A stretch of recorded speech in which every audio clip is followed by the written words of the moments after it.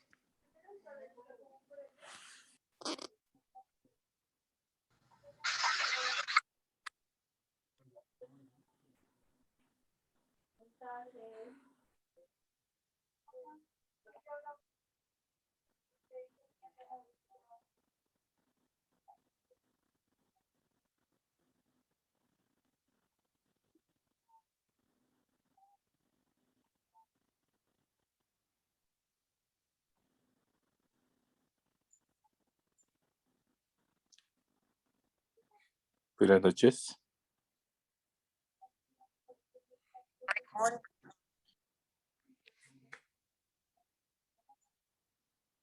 ¿El doctor aún no ha llegado? Pregunto.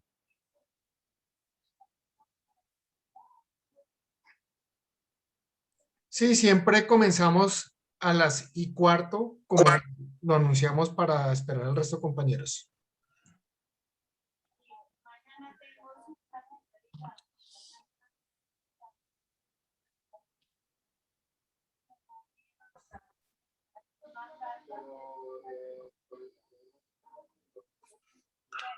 Para todos, así está la carta.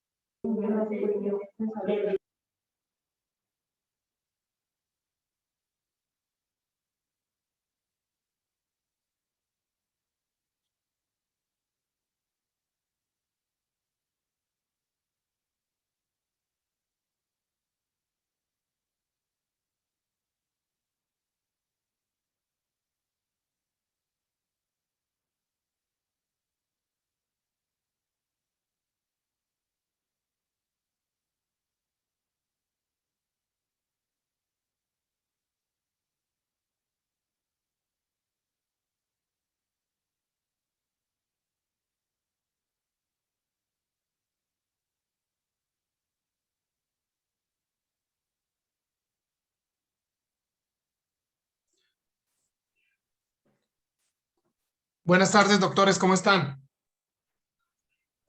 Buenas tardes, profesor. Buenas tardes. Buenas tardes. Profe, buenas noches. ¿Cómo me les va? Buenas tardes para Hola, todos. profe, buenas tardes. Bueno, mis queridísimos doctores. Doctor, perdón. Buenas Una noches, doctor. intervención. Buenas noches. Sí, doctor, lo que pasa es que no puedo asistir a la clase porque tuve un accidente acá familiar. Entonces, Me disculpo por no poder asistir a la clase. No te preocupes, Y Miguel. Igual la subiré. Igual les voy a pedir un favor. Estoy pendiente Buenas noches. capturar unos clientes. Voy a adelantar lo que más pueda porque la audiencia va a empezar ahorita y me toca conectarme a la audiencia. Voy a trabajar un tema y también tengo un apoyo visual. Entonces, lo que te pido, Miguel, es no te preocupes, atiende lo que tengas que atender. Simplemente mañana queda colgado este video. ¿Listo? Lo repasas, ¿vale? Te agradezco muchísimo, muy amable. Vale. Gracias. Muchachos, ¿cómo están? Bien, profe. ¿Y usted cómo está? Bien, profe. Gracias a Dios. Malísimo, pero la Muy culpa bien, es de doctor. ustedes. Mucho trabajo, pero bueno, gracias a Dios. Doctores queridos, estábamos hablando ayer y empezando a definir desde las concepciones propias, oiga, ¿qué era el derecho penal, sí o no? Estamos diciendo que es esa locura, ¿por qué el derecho penal? ¿Por qué tanto el derecho penal? No sé si alcanzamos a hablar del contrato social. No, profe. ¿No? Listo. Cuando uno observa y entre las definiciones que teníamos, que muy amablemente que ustedes compartieron, pues llegamos y decíamos, oiga, regulamos un comportamiento, garantizamos derechos, el derecho penal pues tiene una consecuencia. Y entonces decíamos, el primero de los derechos fundamentales es el derecho a la vida, ¿sí o no? Y el segundo es la libertad, ¿sí? Pero afortunadamente en Colombia todavía no hemos podido con el derecho penal quitar la vida como consecuencia de una conducta punible. Pero continuamos solo única y exclusivamente en privación de la libertad. Doctores, pero uno dice, ¿ya son de qué y por qué? ¿Por qué regularse en sociedad? Yo acepté. ¿Yo cuándo acepté? ¿Yo cuándo tengo que aceptar las reglas de comportamiento que ustedes me van a imponer? Ey, ¿quién es un fiscal para decir o solicitar una medida de aseguramiento en mi contra? ¿Quién es un señor juez para decir que yo tengo o no que ser privado de la libertad? Pues doctores, todo eso hace parte de un contrato social que firmamos todos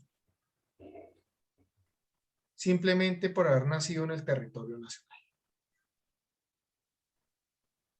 En la nación que sea, las reglas de conducta se cumplen por haber nacido en ella. O bueno, o las nacionalidades por exenciones que se pueden llegar a presentar. Listo. Pero aún así el derecho penal, inclusive, yo no nací en Estados Unidos, pero hoy cometo delitos. Claro, ya son figuras modernas del derecho penal que empiezan a aplicar. Un momentico, usted no es nacional, pero simple y llanamente, por haber llegado a otra nación, tiene que llegar y cumplir con nuestro contrato social, que es el diferente al de los demás. ¿Han escuchado ustedes que la gente que trafica droga hacia China tienen pena de muerte? Oye, en Colombia, no, ese tratamiento no existe. ¿Puede ser la misma conducta?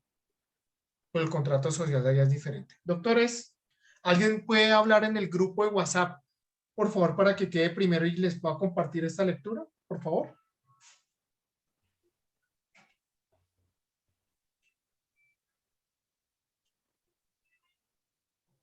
Hola, profe, buenas noches. ¿Qué necesitas que compartan el grupo? No, escribe algo para que me quede primero el grupo entre todos los chats que tengo ahí y con eso les comparto, ¿vale? Por favor. Vale. Listo, Listo. profe. Ya llegó.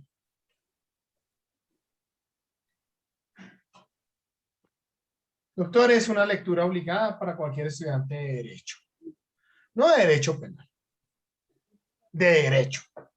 El contrato social de Rousseau. Uy, Iván. Bueno, le regalo un juego. Está bien. Para no sentirme mal que no leí nada. Marta, el micrófono. Marta, pida para todos. Perdón. Muchachos, contrato social. Ahí es donde ustedes van a comprender esa locura de, oiga, pero ¿por qué demonios? ¿Por qué las libertades son coartadas? Y demás.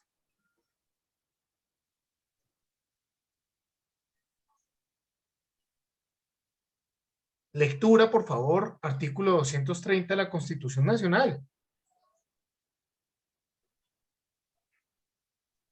230. No vayamos lejos.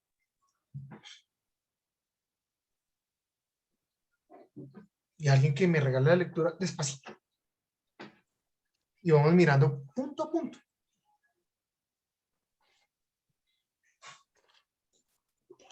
Artículo 230. Buenas noches. ¿Sí? Hola, ¿qué hubo? ¿Cómo estás? ¿Todo bien? Súper bien, gracias a Dios. Dale. Artículo 230 de la Constitución Política. Dice, los jueces, ¿sí es esto? Sí. En su providencia solo están sometidos al imperio de la ley. La equidad, la jurisprudencia, los principios generales del derecho y la doctrina son criterios auxiliares de la actividad judicial. ¿A qué vamos con eso? Papacitos hermosos, pues que el juez tiene que hacerle caso a la ley y que eventualmente a esos criterios auxiliares. A esos criterios auxiliares. Son criterios auxiliares. Oiga, la equidad. Un criterio auxiliar. La doctrina. Y ya en tratándose de ese tema tan importante como lo viene siendo la doctrina, pues llegamos hasta la diapositiva que había compartido el día de ayer en la plataforma.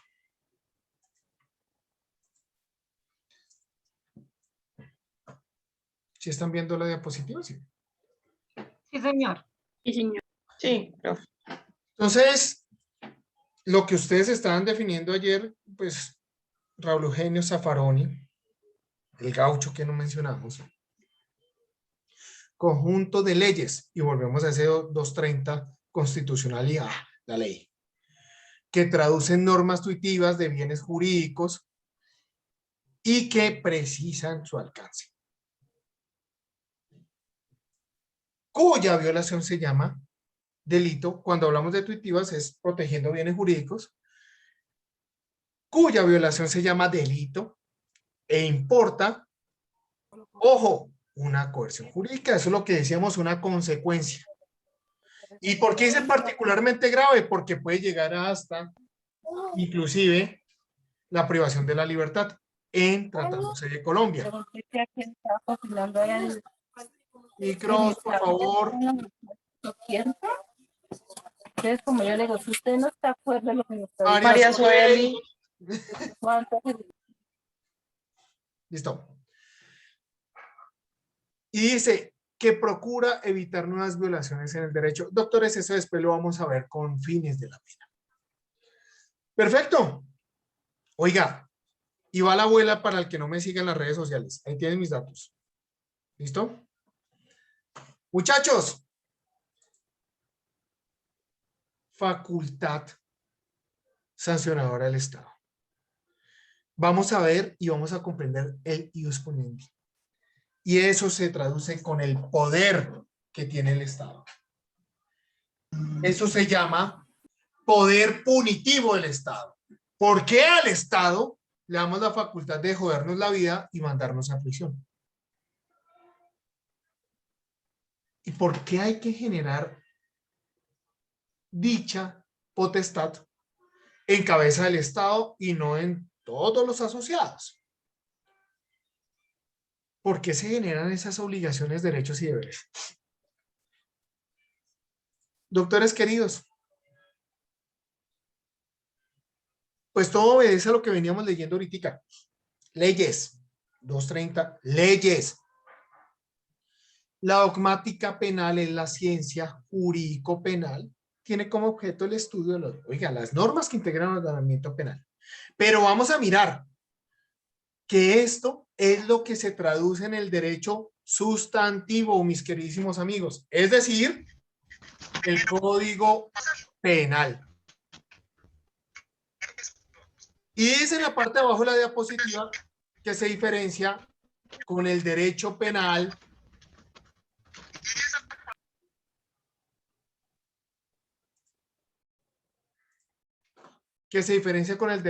adjetivo. Es decir, doctores queridos, que se diferencia con el Código de Procedimiento Penal. Una cosa es el derecho sustantivo y otra el adjetivo. Adjetivo, procedimiento. ¿Listo? Sustantivo, los delitos, para que así lo comprendamos. ¿Listo? Doctores, cuando uno mira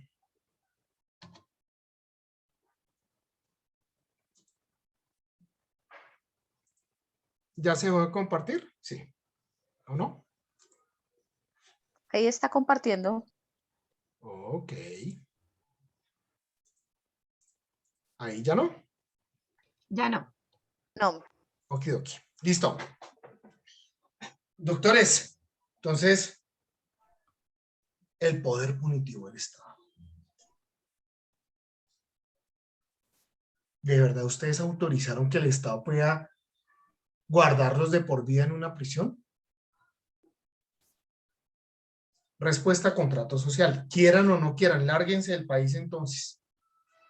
Pero es una regla de comportamiento. ¿Tenemos que respetar los derechos? Claro que toca respetarlos. Y obviamente vamos a empezar a estudiar la estructura completa de la evolución del derecho penal. Mis queridísimos amigos, la evolución del derecho penal. Tengo preparado un videíto de Raúl Zaffaroni hablándonos de ese poder punitivo.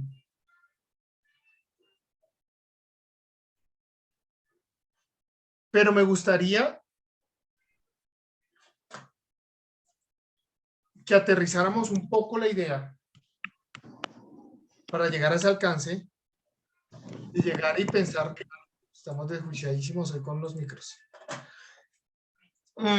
Para llegar y pensar, oiga, un momentico.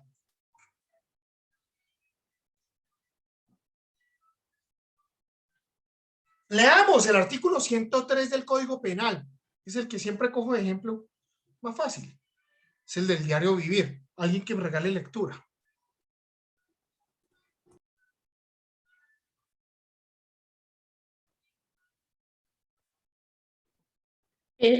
Profesor, el que habla del homicidio. ¿Sí? Tal cual.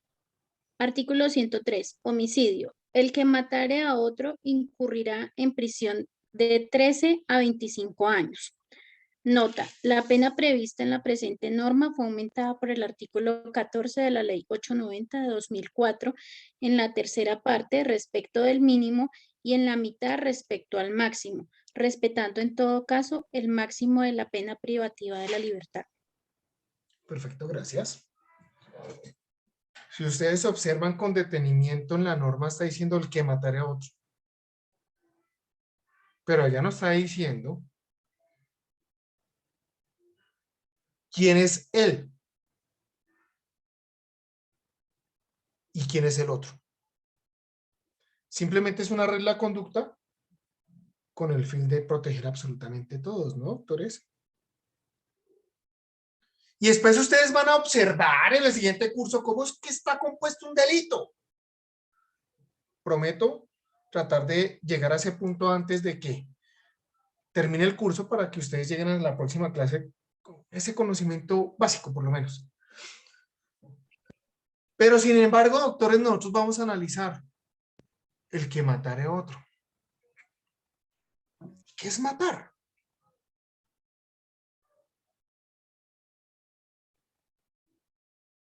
Pues doctores, resulta que esas garantías en nuestro código las vamos a ver nada más y nada menos como bienes jurídicos tutelados. Vamos a proteger un bien jurídico que se llama vida. Y ustedes van a encontrar en ese código que hay bienes jurídicos tutelados que están divididos en títulos y capítulos. Ese código. Circunstancia que van a estudiar muy bien a profundidad más adelante. Por el momento ocupémonos de esto. ¿Por qué el poder punitivo? ¿Por qué la norma dice que incurrirá en prisión? ¿Y por qué dicen que incurrirá en prisión?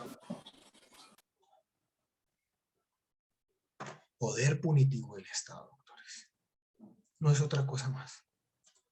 El poder punitivo del Estado. Importantísimo. Doctores queridos, el poder punitivo del Estado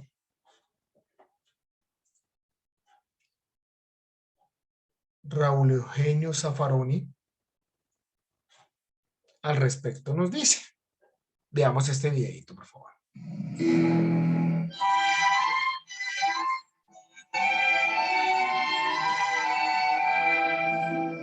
Cuando un ciudadano comete un delito, ¿qué se hace con él? ¿Cómo actúa nuestra sociedad con quien viola las normas establecidas? ¿Cuándo el Estado adquiere el derecho de privar a un ciudadano de sus propios derechos y de castigarlo?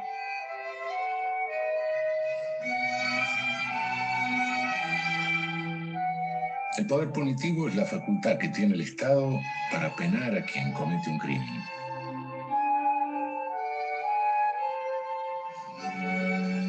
Quien violó las normas, para que no vuelva a hacerlo, y a su vez disuadir a los demás de imitarlo, pues acabaría pasándole lo mismo.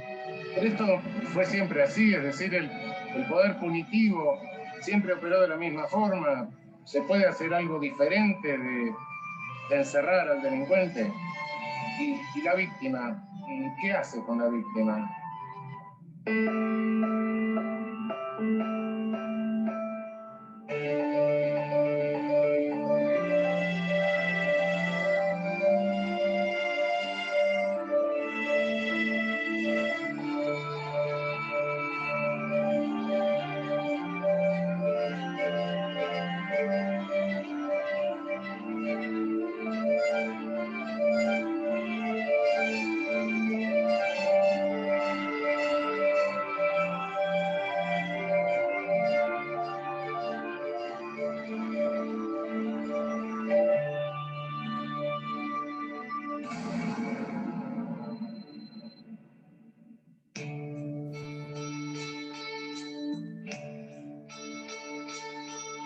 En todo grupo humano existen dos formas de poder que nadie discute.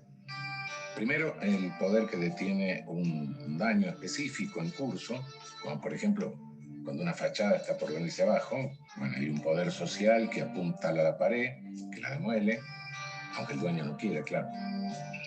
O bien, si alguien me persigue en la calle con un cuchillo, este poder lo desarma.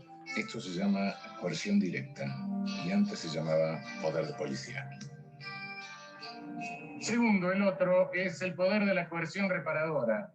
Es decir, cuando el Estado interviene para reparar, para restituir, para indemnizar. Es decir, si no pago el alquiler, evidentemente el dueño va a acudir al Estado, el Estado va a usar su coerción para desalojarlo. Esto es natural, ¿no?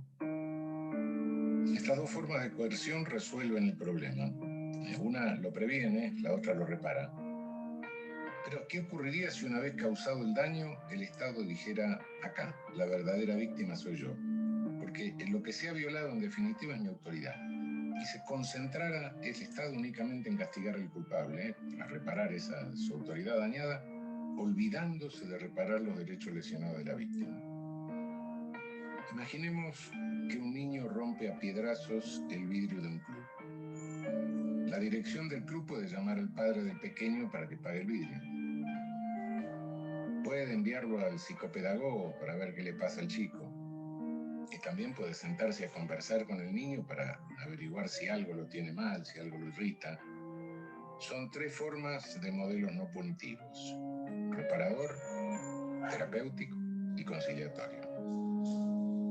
Pueden aplicarse los tres modelos porque no se excluyen, pero ¿qué sucedería si el director dijera: acá lo que se ha lesionado son mis normas, mi autoridad, y aplicara el modelo punitivo expulsando al niño? Sin dudas, el director reforzaría su autoridad sobre la comunidad del club. Cuando se aplica el modelo punitivo, ya no se puede aplicar ninguno de los tres modelos de solución de conflicto, porque en definitiva el modelo punitivo no es un modelo de solución de conflicto, es un modelo de decisión vertical, de autoridad vertical. Ahora, ¿quién repara el vidrio? Bueno, ese no es un problema del poder punitivo. ¿Y qué sucede con el chico expulsado? Eso no podemos saberlo. Tenemos tan internalizado este proceso que parece que fuera algo inherente al ser humano, pero no es así. El poder punitivo existe hace muy poco tiempo. Si redujéramos el tiempo de vida de nuestro planeta a una semana, diríamos que el hombre apareció en su superficie hace un minuto. Y en ese minuto que hace que estamos en la Tierra, el poder punitivo existe hace apenas una décima de segundo. No, I didn't. You've got to believe me.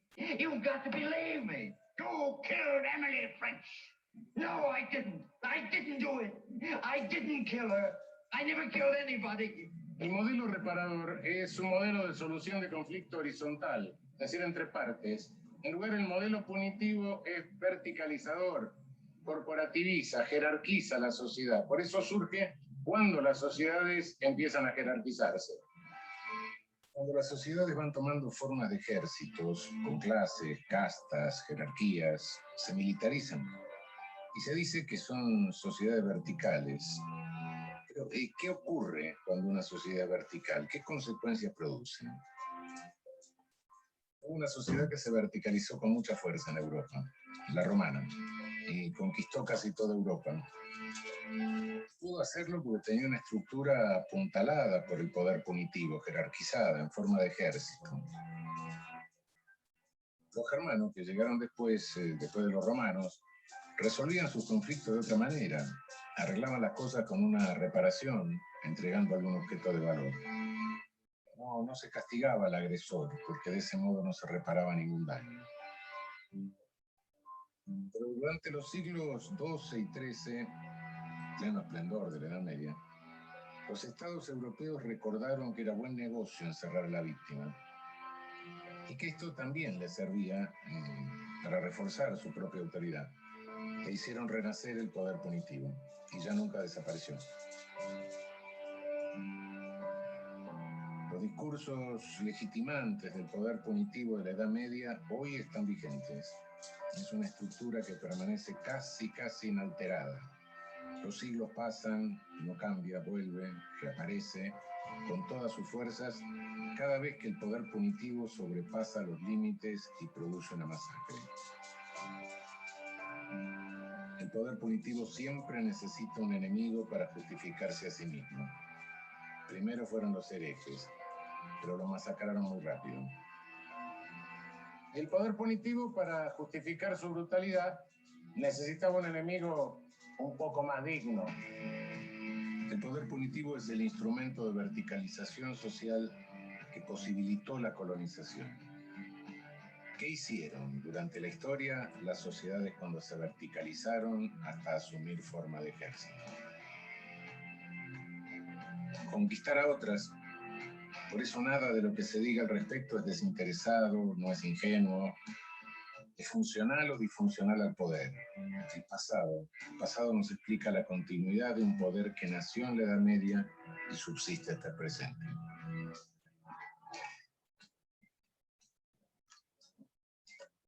El 21 de marzo de 1997, Marina Schifrin, junto a 300 manifestantes, cortaron la avenida 12 de octubre a la entrada de Bariloche. Se trataba de maestros, padres y alumnos que reclamaban por el aumento salarial y la copa de leche.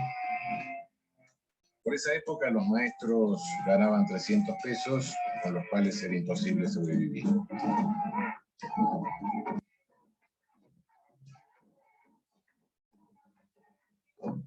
En la provincia de Río Negro, durante la década del 90, a partir del año 95 más o menos, vino un fuerte ajuste en la educación, en la salud, un ajuste económico, que, por ejemplo, cerraban escuelas, cerraban aulas, cerraban cargos, bajaban los sueldos, quitaban la copa de leche. Era la época del menemismo, pero allá en la provincia también se aplicó el menemismo, pero Claro. con gobiernos radicales. En el 97 viene la rebaja salarial del 10%, es un decreto del Sí, la gobernador famosa Verano. rebaja. Sí. Entonces hicimos una asamblea, estábamos en un paro de docentes, pero hicimos una asamblea más general que incluye a los padres que quisieran venir, a los estudiantes que quisieran venir. Éramos muchos en la asamblea, como 1000, y resolvimos ir a cortar la ruta. Marina Schifrin fue una de las maestras que se manifestó a favor de la educación pública en aquel corte de 1997, que duró menos de 2 horas, tras las cuales los manifestantes se dispersaron pacíficamente, restableciendo la libre circulación por la avenida 12 de octubre.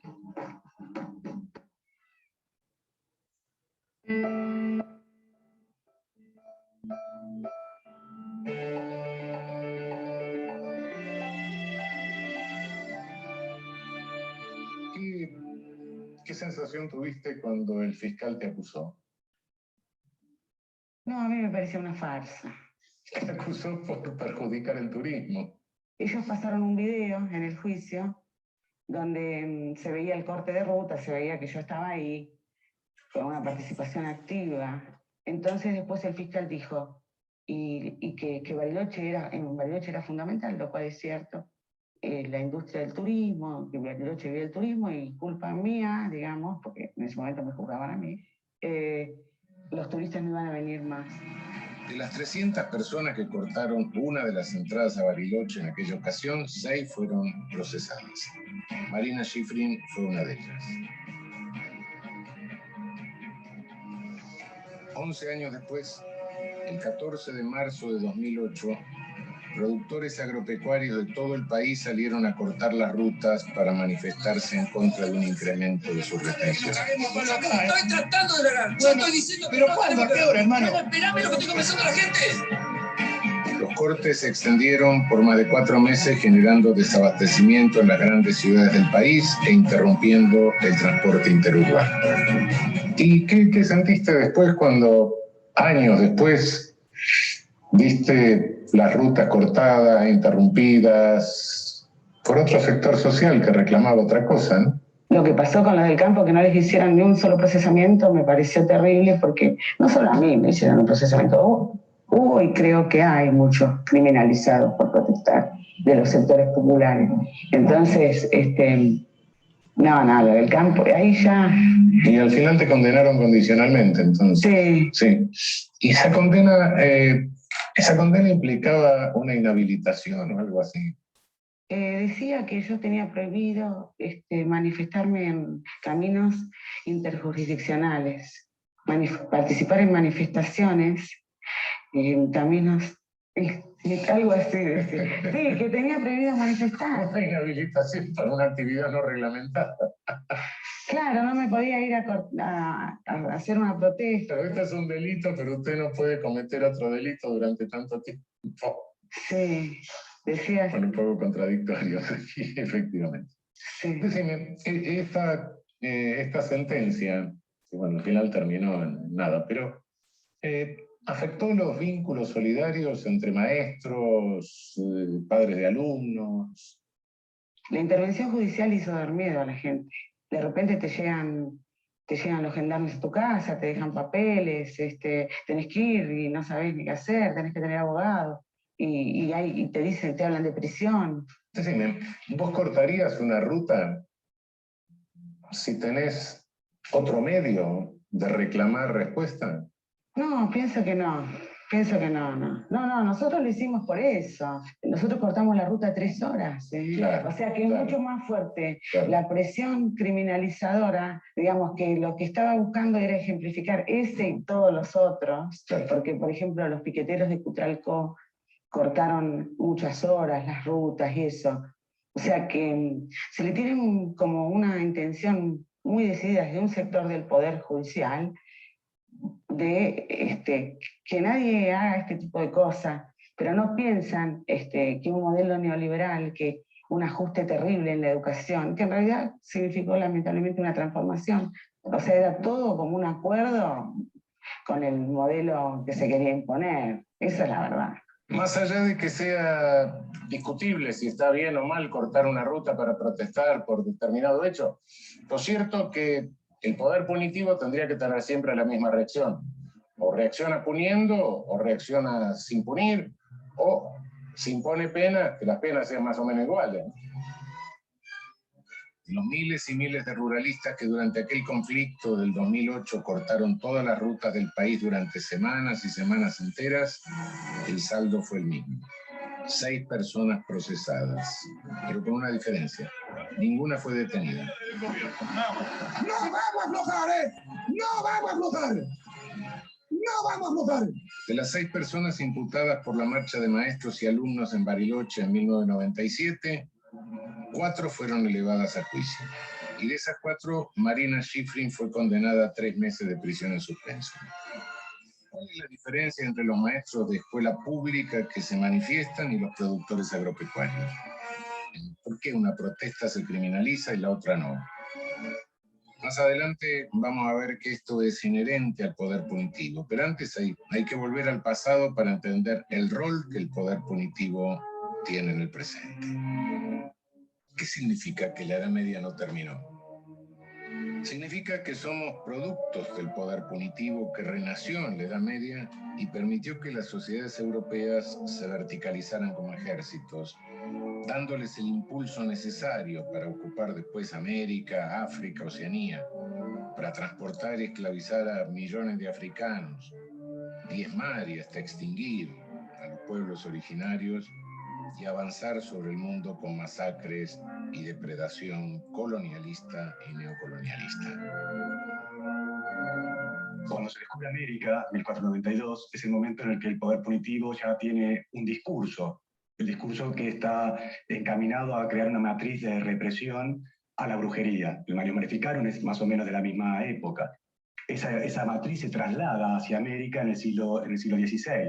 Se confirma en gran medida esa hipótesis de la existencia de ese enemigo, de ese Satán, que es el diablo, y que incide en unos grupos poblacionales muy importantes, las mujeres y sectores disidentes en lo cultural en Europa, y también los existentes en América. A los indígenas se los va a ver como brujos o brujas.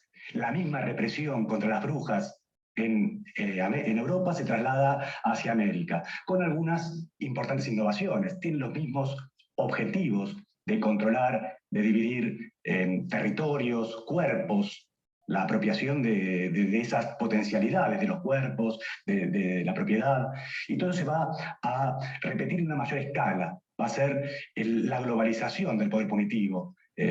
Ese genocidio, ese crimen, va a ser de alguna forma también la matriz de la propia lógica represiva. Y esto también se traslada luego a Europa cuando se controla, ese control colonial es trasladado a controles policiales, controles de espacios y de cuerpos a lo largo de los siglos siguientes, 17, 18, 19 y 20. Ese control que ejerce principalmente la policía, los ejércitos, el Estado en su función represiva o punitiva, como si fuese un ejército de ocupación, como si viniese de afuera, como si fuese una nave nodriza que viene y domina a todos los extraños, que son, en ese caso también, aborígenes que son reprimidos por algo que fuera desde afuera exactamente de la propia sociedad. Esto, digo, también tiene que ver con una influencia de Europa hacia América, en la materia represiva, y de América hacia Europa, en ese control colonial de los espacios y represión de las poblaciones locales.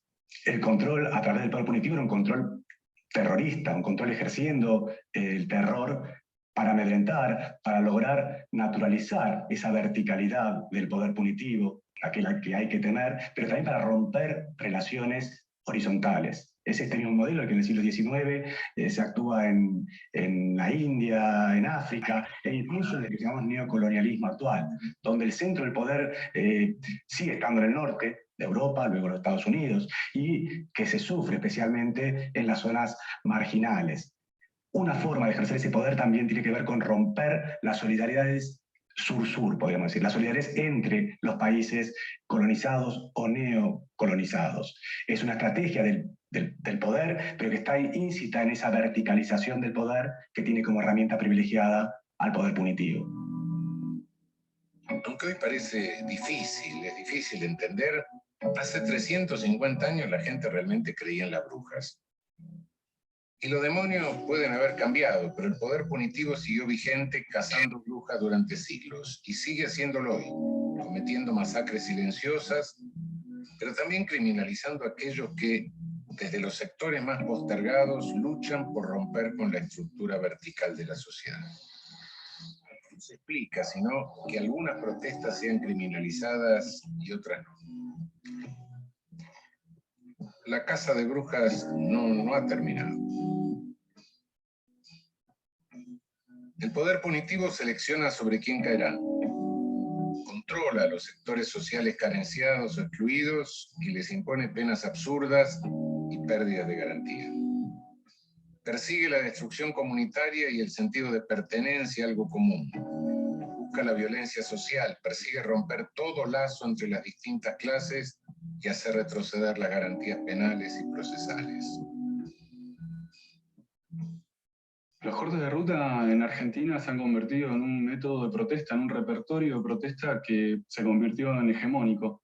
El punto es quiénes son los sujetos que llevan a cabo esas protestas mediante esa metodología y cómo son estigmatizados o no. Hay sectores que son más legítimos para la protesta y que son como bien vistos, y hay otros sectores que son objeto de un montón de estigmatizaciones que luego van a derivar en una criminalización.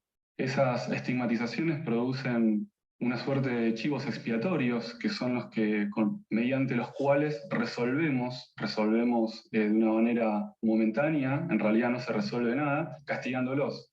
La justicia intenta resolver y aplica su poder punitivo en los momentos en donde se hace de modo explícito, se dan a luz estas desigualdades que intentan dejar de ser desigualdades. Empiezan a surgir ciertos chivos expiatorios que pueden hacer los movimientos trabajadores desocupados, el conocido movimiento piquetero, pueblos originarios, trabajadores ocupados sindicalizados, frente a otras protestas que quizás utilizando el mismo método, pero con otros objetivos y representando otras identidades, sí las vemos como legítimas y como correctas. Esto lo que nos habla en realidad es de la aportación de ciertas identidades e ideologías que llevan esos sujetos, en realidad, en esa protesta. Portadores que son triunfadores y otros portadores que han sido derrotados. Que cortar rutas es un símbolo de enfrentamiento directamente con el poder. El mismo poder que todos los días nos está cagando de hambre, que todos los días hace que se mueran los pibes, que todos los días hace que en el hospital no haya remedio, que todos los días hace que la educación sea mucho más baja, pues sabe que educándonos podemos hacerle frente con conocimiento. Bueno, ellos no pretenden que no lo tengamos. Si en lugar de ejercer el poder punitivo y expulsar del sistema al niño que rompió el vidrio del club, si hubiera intentado reparar el daño, tal vez ahora no estarían arrestándolo. Y si en lugar de arrestar a los que cometen delitos menores, encontráramos otra manera de resolver el conflicto, evitaríamos que año a año miles de jóvenes ingresen en la principal escuela del delito, que son las prisiones. No se trata de que vamos a abolir el poder punitivo. El poder punitivo no se va a abolir. Pero se trata de comprenderlo, de tener claro que desde Roma, desde antes, el poder punitivo sirve para verticalizar las sociedades. Esa es la función sustancial que cumple. Verticalizar y concentrar el poder de los que están arriba, de los hegemónicos. Entonces, de lo que se trata sí es de reducirlo, de contenerlo para que sirva para algo que pueda ser útil, pero que no sirva para una masacre.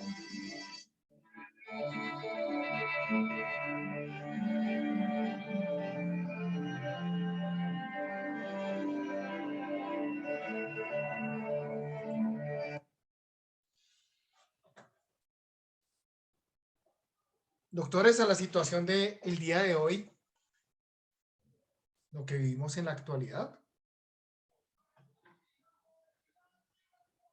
Porque algunos casos sí, porque otros no. Y hay un gran ejemplo, o más bien, una diferencia muy grande. No todos los casos son iguales. Pero ¿por qué tenemos que desbordar el poder punitivo? Un caso muy particular, EPA Colombia. Desde luego yo no comparto, doctores, no comparto lo que realizó la niña en la estación de Transmilenio en esa oportunidad. No lo comparto. Pero tampoco comparto el desborde del poder punitivo sobre la imputación por un punible tan exagerado como el que se le acusó y condenó. Y sobre una cuantía exagerada y mentirosa que se le condenó.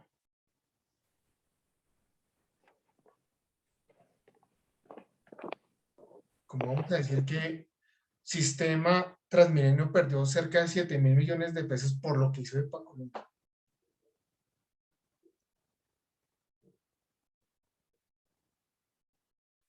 Teníamos que casar a una persona y exhibirla como un trofeo.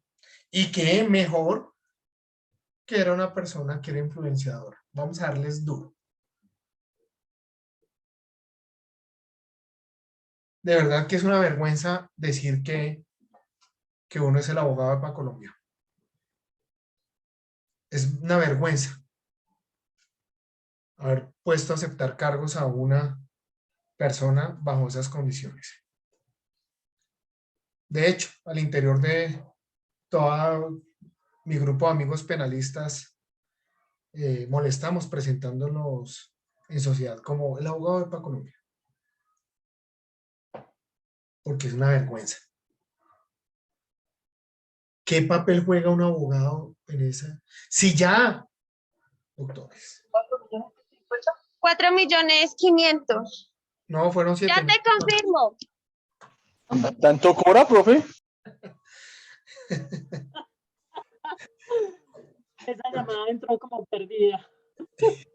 Doctores, el poder punitivo y tenemos que dejarnos arrollar tan exageradamente. Les ruego, cuando estén de fiscales, no inflen imputaciones. No inflen imputaciones. Háganlo ajustado. Mari.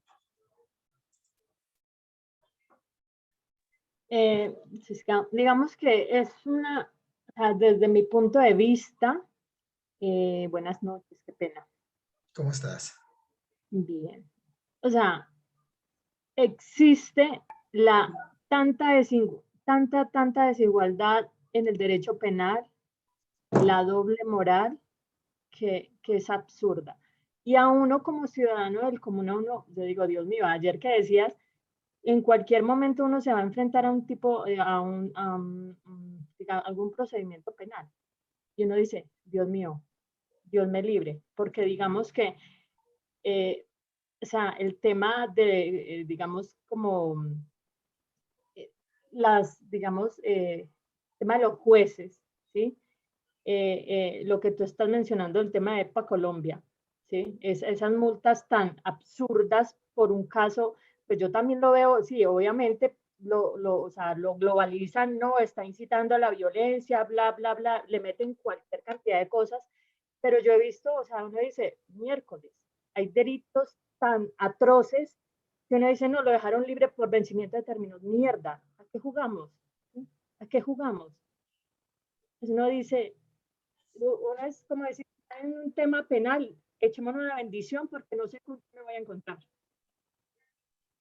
Y lo que tú dices es cierto. O sea, uno tiene que tener, o sea, perdón, ser firme y tener valores para ser un juez. Porque de hecho, obviamente tú sabes que tienes expuesto tu criterio, tu buen nombre y pues lo que tú dices y lo que estamos hablando del tema de EPA Colombia. Qué vergüenza. Pero ¿y ese juez? Estamos en la era de sacar el pecho por lograr condenas inmensas, por lograr judicializaciones inmensas, sin irnos a lo de garantizar en verdad los derechos.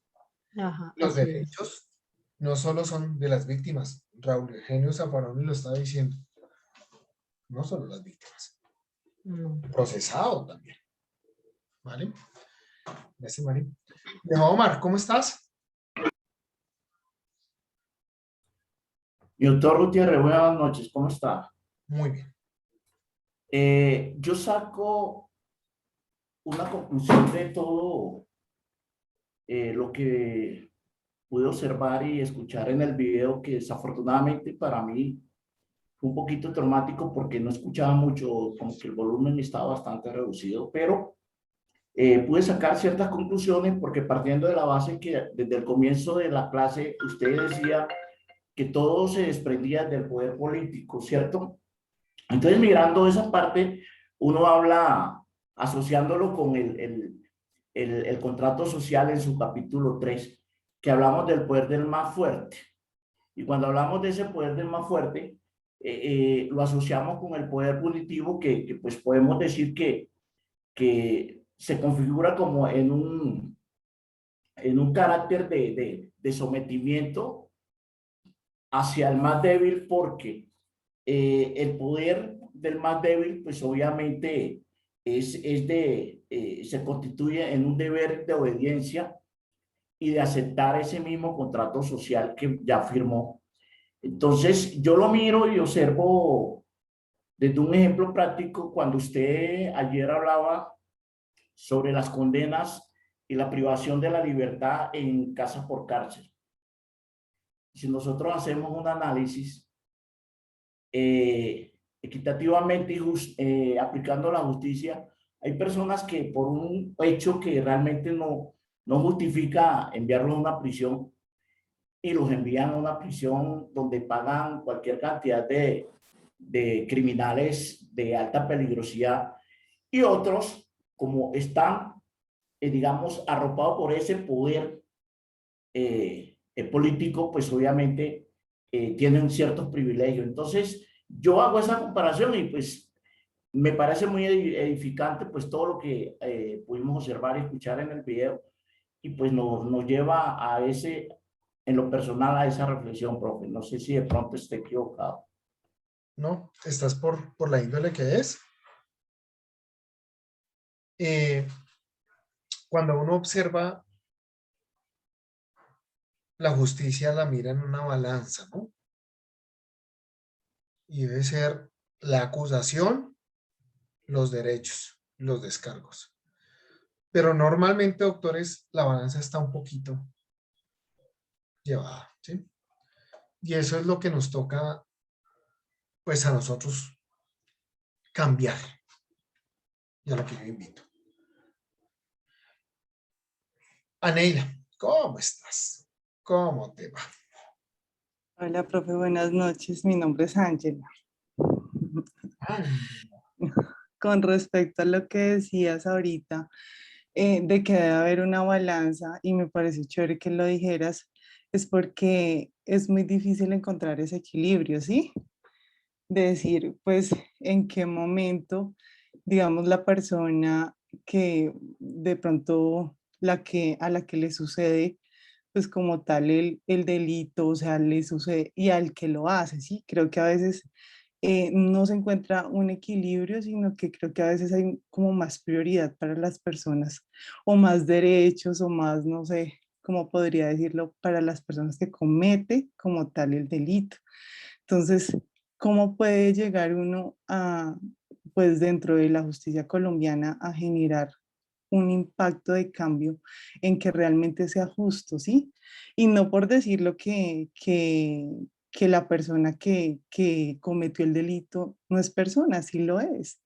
Sí, incluso su merced dio el caso de EPA Colombia, y ella es una persona que ha manifestado mucho en sus redes que se arrepiente de haber hecho lo que hizo, ¿sí? Y creo que pues a cualquier persona creo que se le debe dar la oportunidad de poder cambiar y de poder generar un impacto positivo en medio de lo que haya hecho.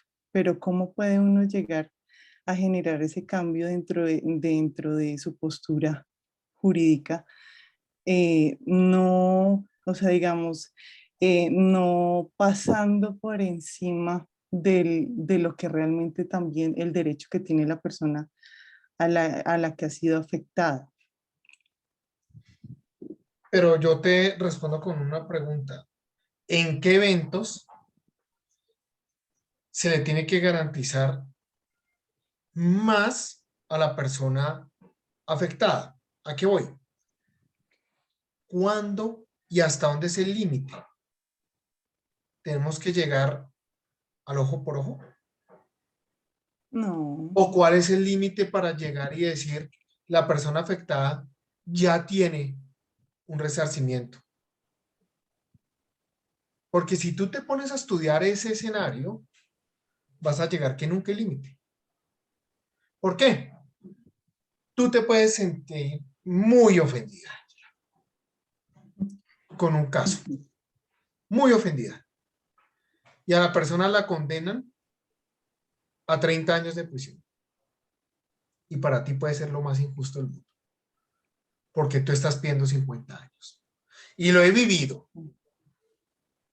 Sí, claro, igual también creo que equivale mucho el tema que en realidad lo afecte a uno, digamos, podría ser la muerte de un familiar o de un hijo mío, pues no sé cómo lo tomaría yo, porque quisiera todo el peso de la justicia, ¿sí? Sí. Pero creo que también, creo que, o sea, yo, ¿no?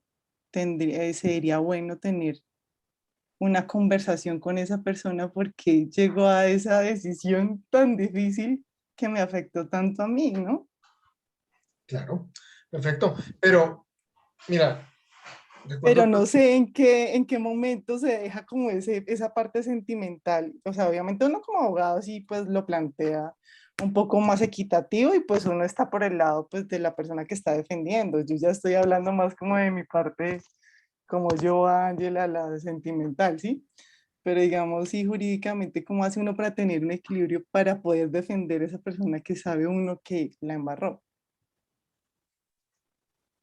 no, claro, pero es que tú puedes defender a la persona que comete el delito, claro, pero es que no necesariamente el defender a una persona quiere decir que uno va a buscar impunidad. Ok, ok. Simple y llanamente, aquí viene alguien, me pide una cita y me dice, doctor, maté a mi ex mujer por celos. Ah, pues marica, vamos y nos entregamos. Vamos y nos Ujú, entregamos, sí, papito lindo, y acepte cargos y busquemos un descuento punitivo. ok, Eso es una forma de defender a alguien. Pero sí, entonces la otra manera de defenderlo es, le van a meter un feminicidio, por ejemplo. Lo van a condenar, pero entonces ok, no le van a imputar feminicidio más 3 delitos más que no cometió,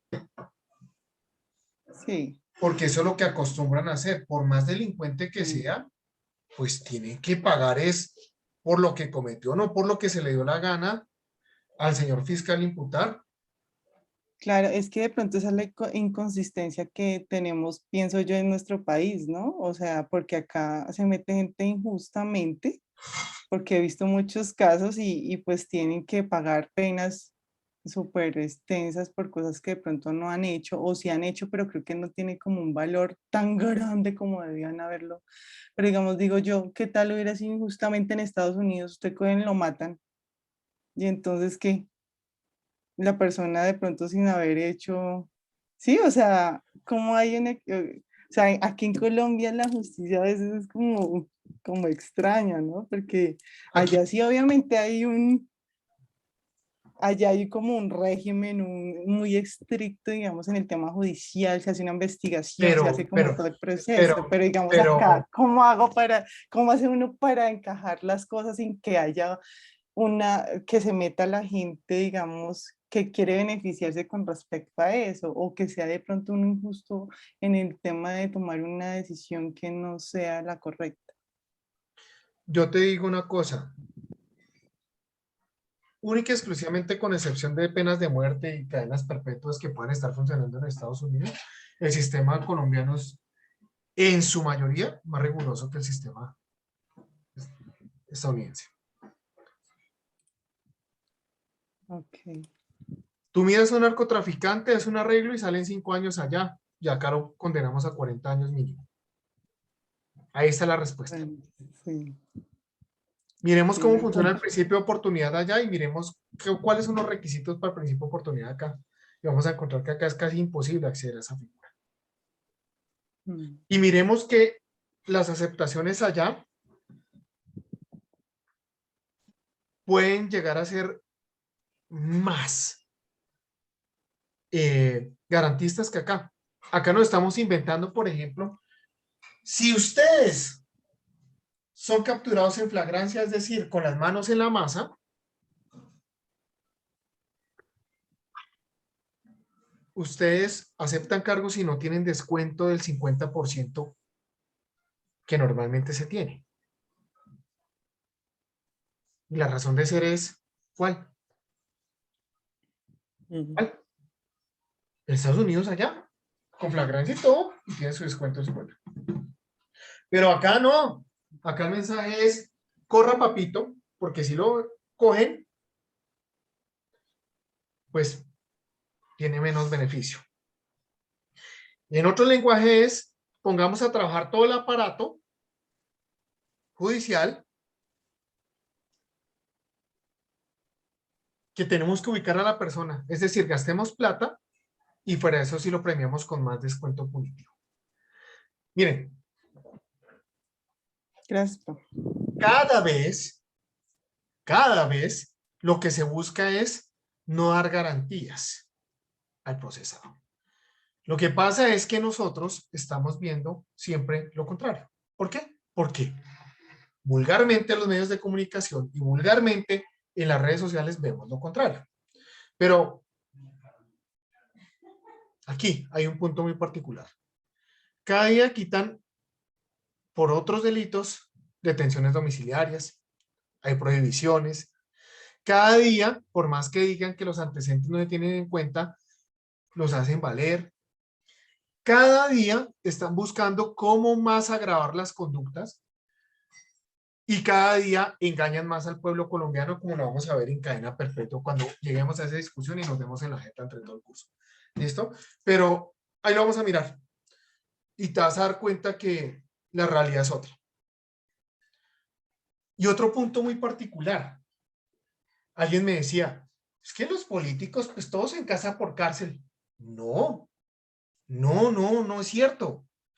No, es que cojan el Código Penal y van a encontrar ustedes que delitos contra la administración pública tienen prohibición y no pueden estar en la casa. No pueden estar en la casa. Ah, pues es que si el tipo está que se muere y no hay cómo garantizarle eso ya en la cárcel, pues es otro cuento, diferente. ¿Por qué? Porque es un tema humanitario. Lo que pasa es que nosotros tenemos que humanizar el derecho penal. Humanizarlo. Cuando trabajé en la unidad de vida, me decían las víctimas, es que no mató a un perro. Y yo les decía, es que no vamos a meter a la cárcel a un perro. Mató a un ser humano y a quien vamos a judicializar es a un ser humano. Porque si nosotros solo dejamos esto en vocería de las víctimas, no vamos a tener límite. Resultamos matando esa familia y 3 generaciones más. Porque el dolor a veces no hay perdón. Y ahí es donde vamos a encontrar los mayores inconvenientes. ¿Cómo hacer para que la víctima se sienta a gusto? Entonces vienen los pilares: verdad, justicia, reparación y no repetición. Y casi siempre vamos a encontrar inconformismo en justicia. Vamos al caso Zamboní. ¿Cuántos años le clavan a esta persona? Y miremos si la familia quedó a gusto con las circunstancias. No quedó a gusto. Es más, vemos en las redes, ¿qué tal la familia insolventándose para no pagar? Es que ¿quién dijo que la familia tiene que pagar lo que hizo ese guache? ¿Por qué tenemos que mirar nosotros a inventarnos delitos de sangre. Basta ver la discusión que hay ahorita en Twitter con relación a la elección de la representante de la Cámara que fue elegida como presidenta. Están diciendo, ay, que es hija de este y este y este. ¿Y qué? ¿Y qué? ¿Y qué? Pero son esas mismas personas que están atacando las que pueden llegar a avalar a un candidato como Gustavo Petro, por ejemplo, sabiendo que Gustavo Petro perteneció allá. Ah, pero acá no. Y entonces no miramos en doble vía, sino solo en una vía. Y el día que uno aprende a mirar en doble vía, está humanizando el derecho penal. Ahí es. Y ese es el punto. Camila. Profe, bueno, pues es que viendo el video, pues no sé si llegué como a una reflexión o a más preguntas. Frente, digamos, al poder punitivo que tiene como tal, no sé si muchas veces ese poder punitivo no se utiliza como hacia el Estado o hacia el gobierno, ¿sí? Porque tengo entendido que son, pues son diferentes, ¿sí? O sea, el Estado no es igual que el gobierno. Y no sé, pues el doctor Pedro Pablo nos hablaba que el Estado es creado como para beneficiar al pueblo, ¿sí? Y muchas veces ese poder punitivo pues se utiliza más bien como para beneficiar el gobierno o beneficiar como el poder hegemónico, ¿sí? Que existe como en la sociedad. Entonces, yo creo que si digamos el poder punitivo, o no sé, desde mi ingenuidad, eh, no estuviera en crisis o no, bueno, no generar este tipo de cuestionamientos, pues no veríamos que las cárceles están llenas de personas, de que las personas no se rehabilitan. O sea, realmente qué favor le hace esto como al Estado, ¿sí? O a quién beneficiaría. Pero Mira, pues no sé, es que en el video hablaron mucho. mira, cuando lleguemos a un puntico que se va a llamar los fines de la pena, cuando miremos la pena, ahí vamos a tratar de comprender todo eso ese cuestionamiento que tú tienes. Voy a tratar de explicar y la verdad, al final,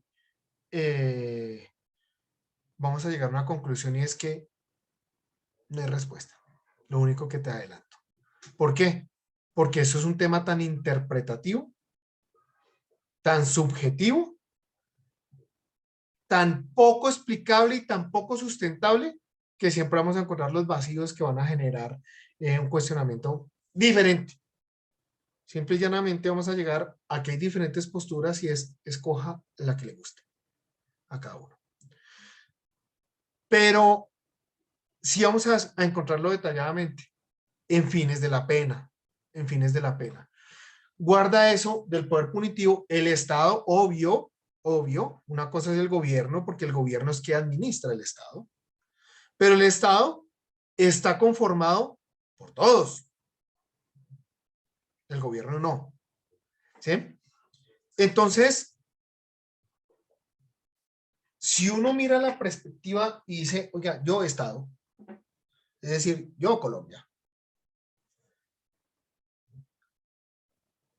si alguien del Estado comete un delito, pues vamos a mirar que independientemente de lo que sean las responsabilidades en derecho penal son individuales. Y entonces por eso el legislador llega está diciendo, lo judicializa usted en calidad de particular. Pero lo judicializa usted en calidad de funcionario público. Son diferentes las aristas. Porque el funcionario público está al servicio del Estado. Y vamos a ver que el tratamiento no es como nos lo pintan, porque las penas allá son más severas que en un particular. Y eso lo vamos a entrar a ver. Entonces, si el presidente de la República comete un delito, ¿quién responde? Pues el presidente. Ah, que tiene una inmunidad, es otro cuento. ¿Que tiene un tratamiento especial? Es otro cuento. Pero es el gobierno administrando el Estado. Pero bien importante, fines de la pena. Y ahí vamos a mirar todo ese andamiaje del poder punitivo, cómo lo vamos a reflejar en esa privación de la libertad. Y lo que nos vamos a dar cachetadas en lo que está hoy en día, la pena cadena perpetua. ¿Sí? Y viceversa. Vamos a mirar todo eso, lo vamos a analizar. Pero es el planteamiento más lógico, Camila, que tiene que generar el cuestionamiento más coherente, es lo que te está generando en estos momentos. Esa lectura que estás haciendo de lo que estás analizando y que el video nos deja, oiga, pero ¿cómo es esto? ¿Cómo es esto? ¿Y sabes cuándo vas a tratar de tener una respuesta? Vuelvo y digo, nunca. Simplemente trata de escoger lo que mejor te parezca. Pero es al final del curso, inclusive, que vas a tener ya más solidez para escoger una postura más adecuada a tu pensamiento. Doctores, yo les estaba hablando ahorita de la dogmática. Oiga, y los traigo al 230 constitucional para mirar un punto muy importante, y es, bueno, pues aquí nada más y nada menos yo tengo A y B. Oiga, las leyes o las leyes, punto. Los otros son criterios auxiliares. Pero se dieron cuenta ustedes que la doctrina es un criterio auxiliar. Y entonces los invito a mirar definiciones de poder punitivo de diferentes artistas. ¿Por qué digo artistas? Porque es una obra de arte el escribir sobre el poder punitivo. Y van a encontrar que todas son diferentes. Tratan de dar una misma idea, pero todas son diferentes. Basta decir y señalar, doctores, con las intervenciones que realizaron ustedes ayer cuando definieron qué era el derecho penal. Trataban de dar algo similar, pero con matices totalmente diferentes, doctores. Y eso es lo que nos va a pasar siempre en relación con esto. Simple y llanamente los voy a invitar a que analicemos desde lo que tenemos las leyes. Y les voy a ir compartiendo doctrina y van forjando ustedes su criterio. ¿Listo? William. Profe, buenas noches. ¿Cómo estás? Bien, profe. Profe, pues yo quería opinar algo respecto al tema que está tratando de justicia y del poder. Lo que pasa es que para mí, ¿no? Esto ya se volvió un tema como de números, de estadísticas, porque Fiscalía usted lo judicializa lo más de fácil. De un momento a otro usted puede resultar, digámoslo así, judicializado. ¿Por qué? Porque es que los que trabajan de pronto para el Estado saben de qué le estoy hablando, o trabajaron o conocen. Saben que exigen, y eso, como le digo, Fiscalía lo que hace es imputar porque ellos también los miden, a la policía la miden, a todo mundo lo miden. Entonces, en el tema justicia, eso es lo que resulta. Pues yo he tenido compañeros, ¿no? Que por el simple hecho de nombrarlos en una llamada, han estado capturados, detenidos año y medio. Entonces, respecto a ese tema, hay mucha inconsistencia en fiscalías y en cuanto a este tema de detenciones y arbitrariedades de las entidades, profe. Vuelvo y lo repito.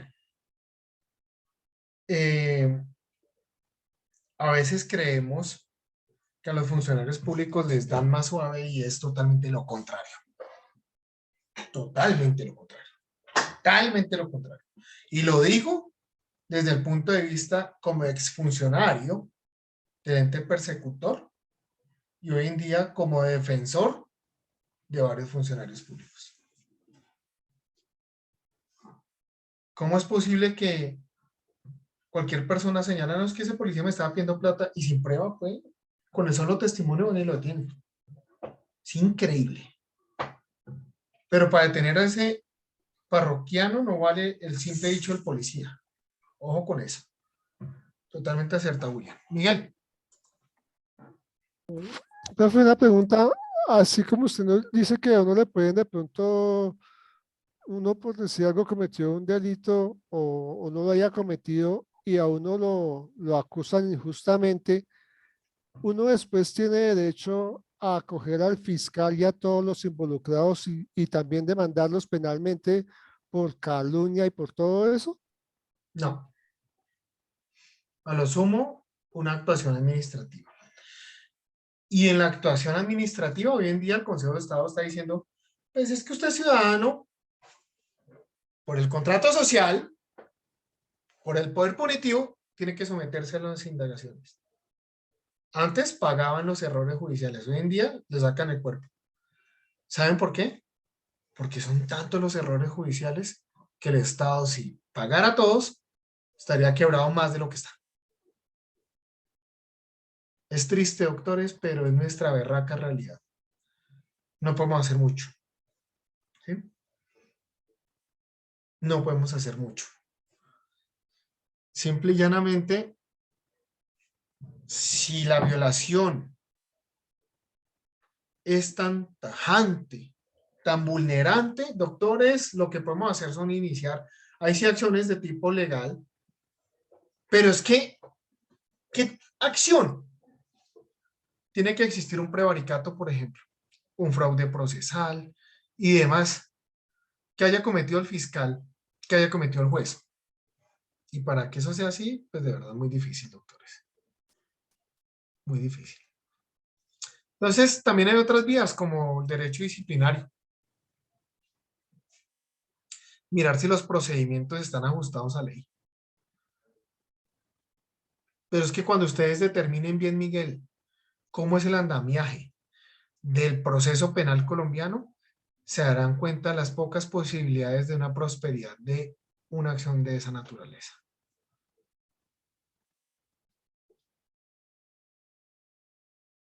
Muy difícil.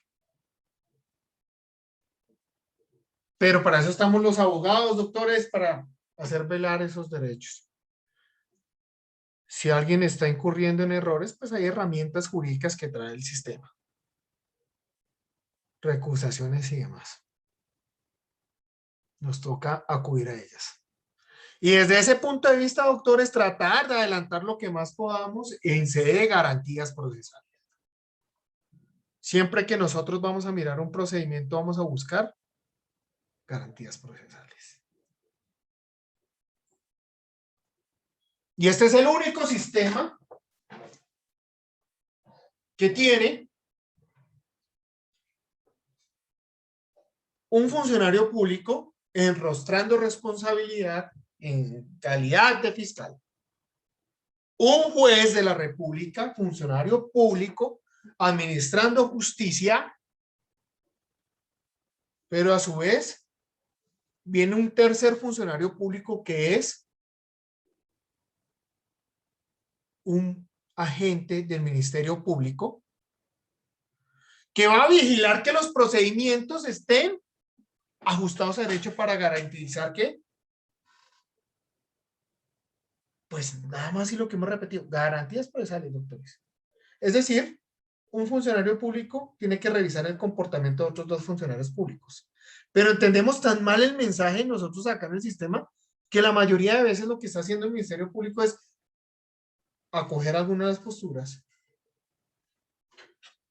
y casi siempre es la del ente acusador.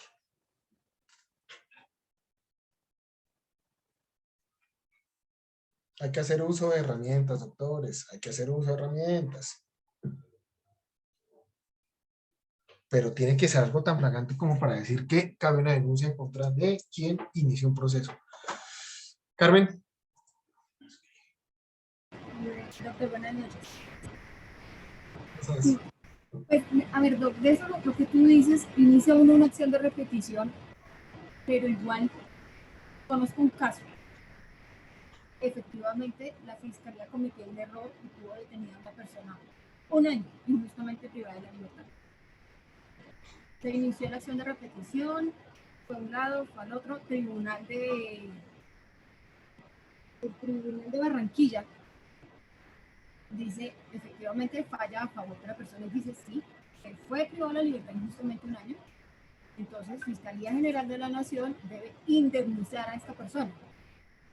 Oh, sorpresa, que de todos esos procesos, ese se vino para acá, para la Corte. Se vino para ahí, para el Palacio de Justicia. Llegó ahí en el 2016 llegó ahí. Está en la sala tercera. Fuimos a averiguar a la sala tercera y resulta que nos dicen, estamos revisando el año 2005. O sea, ¿cuándo vienen a revisarle a él ese proceso? ¿Cuándo viene? Entonces, finalmente esas acciones no vienen sirviendo para mucho porque empiezan a meterle trabas y entonces ahorita hay que esperar a que la Fiscalía venga y apele, a que entonces vuelva otra vez y radique poder y vuelva y se haga parte y una cosa y la otra y empiezan a alargar y alargar y alargar.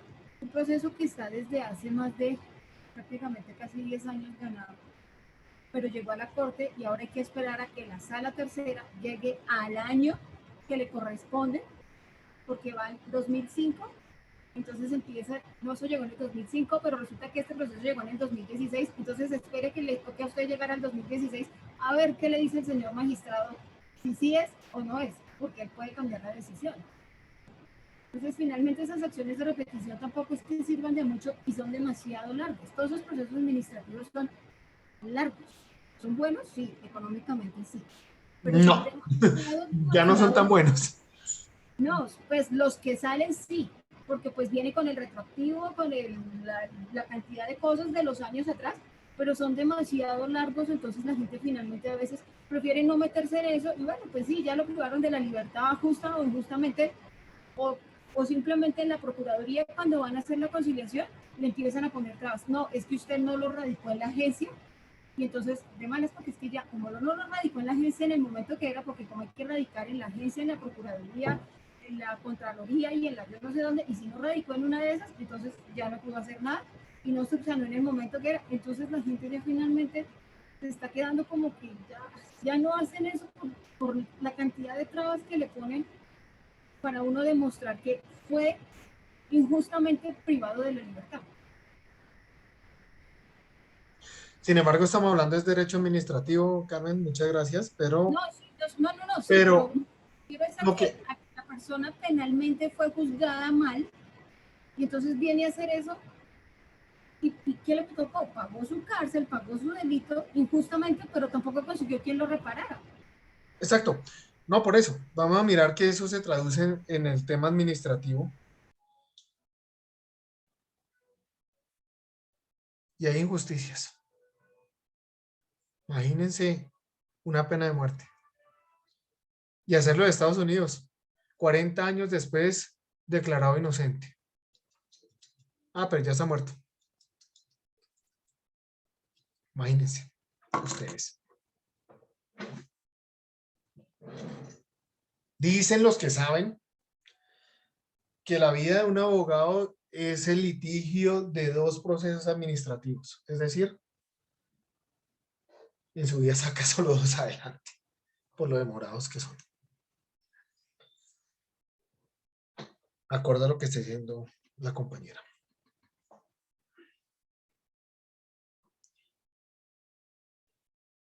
Miércoles. Bueno. Doctores queridos, si bien es cierto, tenemos esa facultad de acudir a mecanismos judiciales en defensa de nuestros prohijados. Es muy frustrante a veces saber que uno tiene la razón, pero se la niegan porque sí.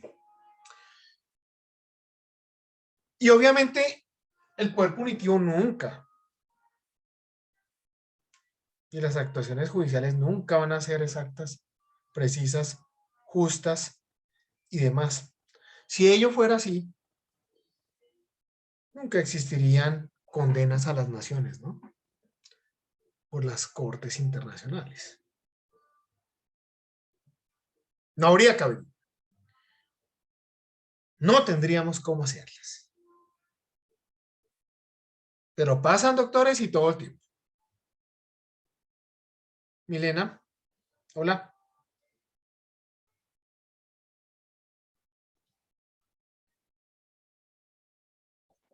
Buenas noches. ¿Cómo estás? Bien, sí, señor. ¿Levantaste la mano?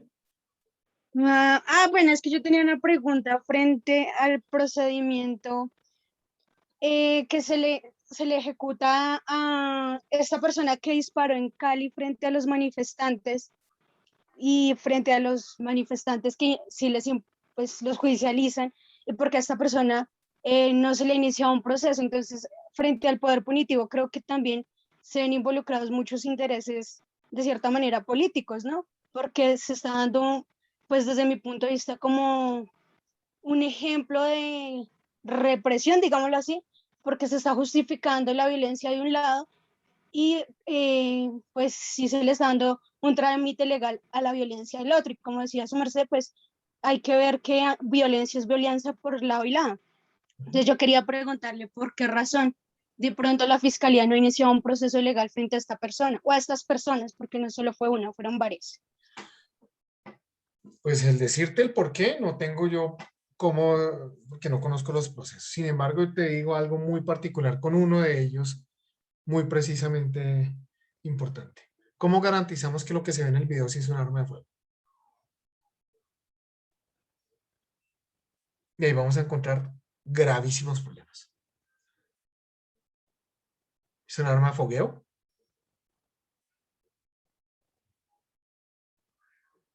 Ahí vamos a encontrar problemas. ¿Y si es un arma de fogueo, qué delito vamos a imputar? Bien difícil de descifrar. Según tengo entendido, no sé si estoy mal, pero tampoco las armas de fogueo se pueden utilizar, o sea, sí porque sí, ¿no? Creo que tienen unos requisitos y según sé, creo que tienen que estar dentro de su maletín o algo así, no recuerdo muy bien, pero igual Claro, sí tienen un claro. trámite legal bien, ¿no? Obviamente, pero ahí viene la respuesta automática y la siempre confiable. La última razón del derecho es el derecho penal. Si se incumple una regla de esas, equivale a una sanción administrativa. A lo sumo policial, pero penal no. Y ese es un gran tema. La última rama del derecho que debe entrar en juego para dirimir un conflicto es el derecho penal. Esto se conoce como la última ratio, última ratio o última razón del derecho.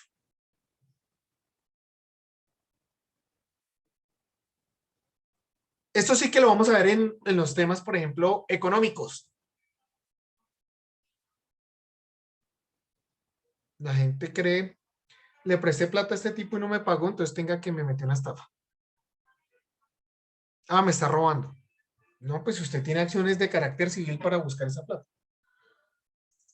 Haga uso de ellas. En ese caso particular, si es un arma de fogueo, pues hay que revisar el código de policía que contempla al respecto. No decir que estamos hablando de derecho penal. Y eso sí que lo van a observar ustedes en penal especial. Cuando cojan cada uno de los delitos y van a mirar, oiga, pues esto no lo podemos interpretar así, porque se van a dar cuenta ahí, sí o sí, de elementos estructurales que trae el tipo penal que no van a permitir que todo sea judicializado desde la vía jurídico-penal. ¿Listo? Desorden de ideas, mis queridísimos amigos.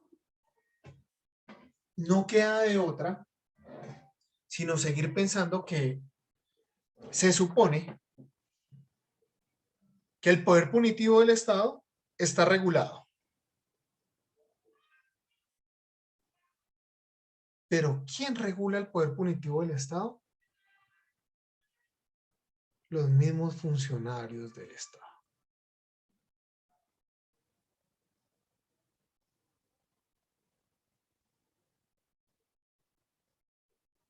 Situaciones que pueden llegar a generar inconformismos y por eso se llegan a revueltas y demás.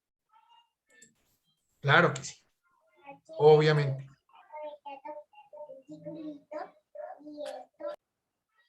Por ejemplo, miremos un punto muy particular.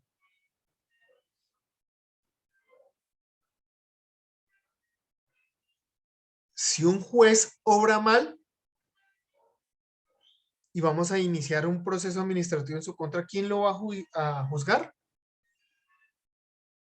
Pues otro juez, que viene siendo un magistrado de un tribunal de disciplina. ¿Quiénes son? Pues más funcionarios públicos. Y así cada una de las circunstancias que se surten alrededor. Si un abogado obra mal al interior de un proceso, ¿quién lo puede castigar? Otro funcionario público. ¿Hay límites del poder punitivo? Yo creo que la conclusión que está dando Zaffaroni frente a todos los aspectos que estaba tocando es, oiga, eso es como si fuera absoluto. Sin limitación. Y ahí es donde ustedes van a entrar y a conocer otro tema. Algo que se denomina la política criminal del Estado.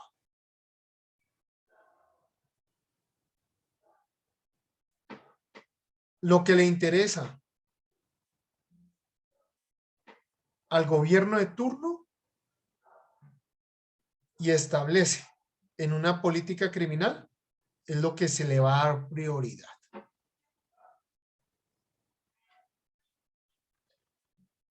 Por ejemplo, banderas gigantes de cadena perpetua para violadores, abusadores de menores. Política criminal del Estado colombiano en la actualidad. Con el eslogan, vamos a proteger a nuestros menores. Qué gran cagada que tengamos que proteger a los menores castigando a una persona ya cuando mató al menor. ¿Eso es proteger a los menores? ¿Ya para qué? Porque no lo protegimos de otra forma. Bueno, pero eso es harina de otro costal, doctores, que vamos a observar después. Doctores, debo desconectarme para atender esta diligencia, a ver si alcanzo a dictar la clase ahorita. En un par de minutos trataré de organizar, pero no sin antes. Mañana vamos a hablar de la historia del derecho penal. Vamos a ir mirando cómo fue evolucionando en una cadena de buscar la justicia. Y cómo vamos a llegar a la conclusión que el derecho penal pues todo el tiempo va evolucionando, mis queridísimos amigos. De tal manera que vamos en tendencias. Y la tendencia la está poniendo hoy en día es la opinión pública, ¿no?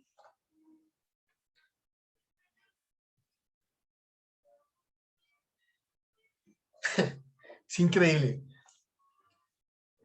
Una concejal, creo que es concejal, senadora o representante de la Cámara, no recuerdo, de apellido Miranda.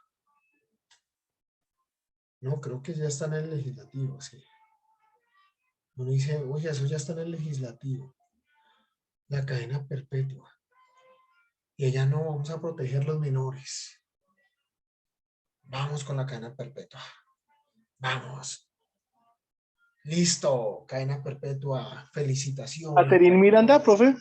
Sí. Y sale feliz y llorando la felicidad. Cadena perpetua.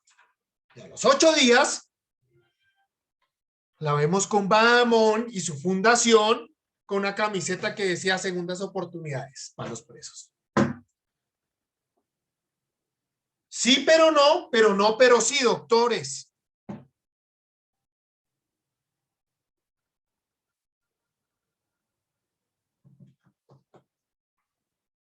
La incoherencia en la que pueden llegar simplemente con el afán de jugar con votos y visibilidad. Juegan con nosotros, doctores. Dios los bendiga. Nos vemos el día de mañana, doctores. Buenas noches. Buenas noches, doctor. Gracias. Bendiciones para usted. Gracias, profe. Hasta luego. Gracias, profe. Muy amable.